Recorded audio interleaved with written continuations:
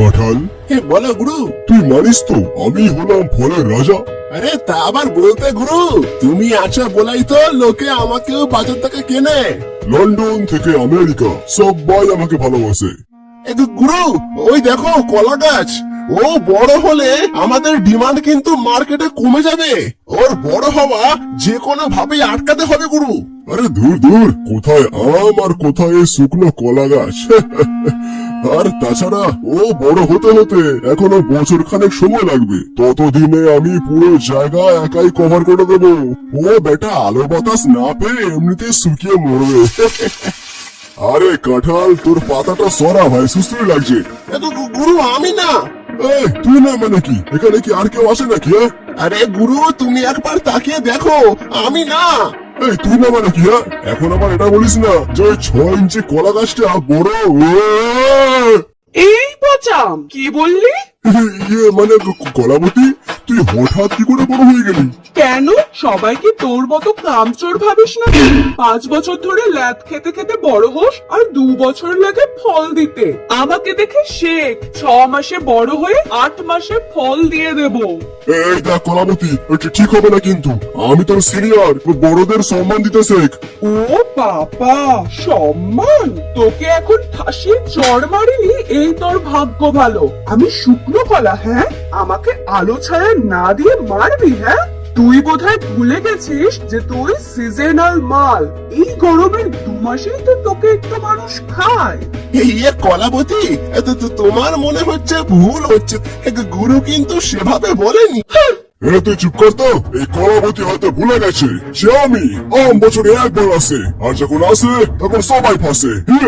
হ্যাঁ, ঠিকই বলেছিস, সবাই ফাঁসে। মানুষ 90 টাকা দিয়ে 2 কেজি আম কিনলে ওই 6-7 পিসই হয়। তার মধ্যে বাড়ি গিয়ে দেখা যায় 3টে পচা বেরোয়। আর আমাকে দেখেছিস, সারা বছর সেম রেট। কাঁঠালি কলা 5 টাকা, সিঙ্গাপুরি 5 টাকা।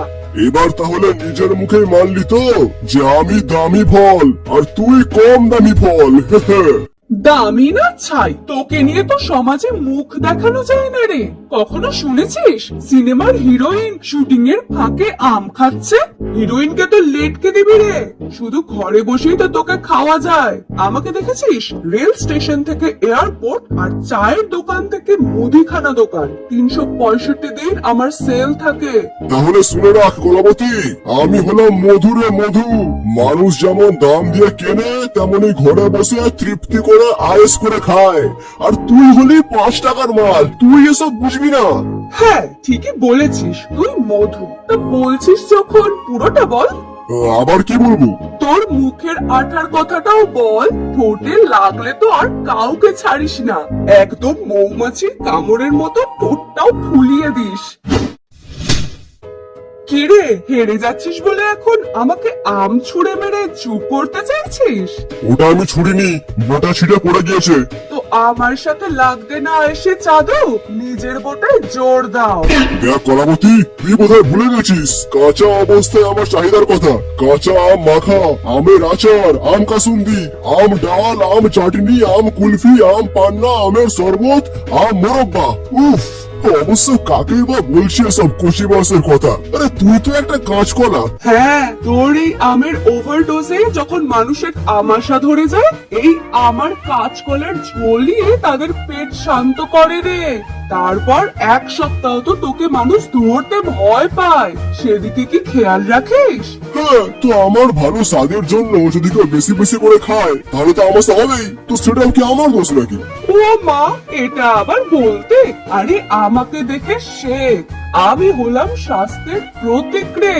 কখনো জিমে গেলে দেখিস সবার ডায়েট চার্টে আমাকে দেখতে পাবি। অবশ্য তোর যা গায়ে মাখা স্বভাব, মনে হয় না কেউ জিমে ঢুকতে দেবে। এই দেখ কলাবতী, তুই কিন্তু এবার ধৈর্যের সীমা ছাড়িয়ে যাচ্ছিস। এবার কিন্তু গায়ে কাঠ উঠে যাবে।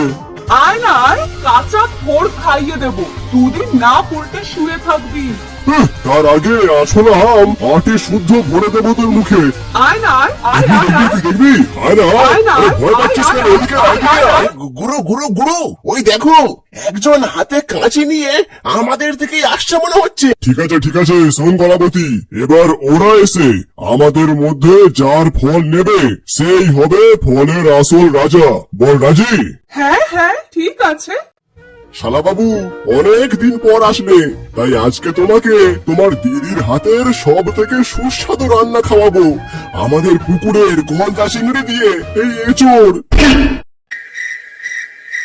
বাহ বাহ, জয় বাবু, এই গাছের কাঁঠাল তো খুব বড়।